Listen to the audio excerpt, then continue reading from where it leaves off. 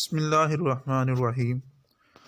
چنگیز خان کے پوتے اور ہلاکو خان کے بیٹے اباقہ خان سے جب حضرت شیخ سعدی رحمۃ اللہ علیہ کی ملاقات ہوئی تو آپ نے بنا ڈرے اس سے گفتگو کی، اور جب جانے لگے تو اس نے کہا، مجھے کچھ نصیحت کیجیے۔ آپ نے فرمایا، دنیا سے نیکی اور بدی آخرت میں ساتھ جائے گی، اب تمہیں اختیار ہے کہ ان دونوں میں سے تمہیں کیا ساتھ لے جانا منظور ہے۔ اباقہ خان نے گزارش کی کہ اس نصیحت کو اشعار کا جامہ پہنا دیجیے۔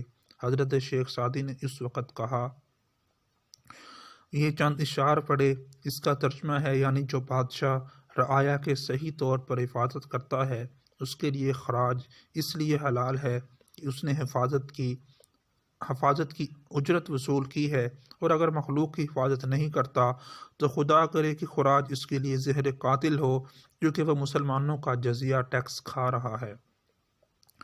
یہ سن کر اباقہ خان کی آنکھوں میں آنسو آ گئے اور کئی دفعہ پوچھا کہ میں مخلوق کا محافظ ہوں یا نہیں۔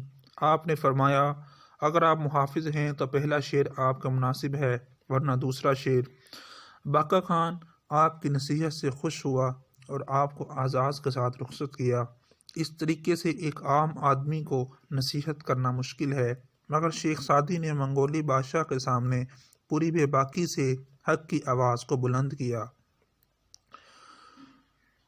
اس کا سبق یہ ہے، زمانے کو ضرورت ہے ظالموں کی آنکھ میں آنکھ ڈال کر بے خوف بولنے والے لوگوں کی۔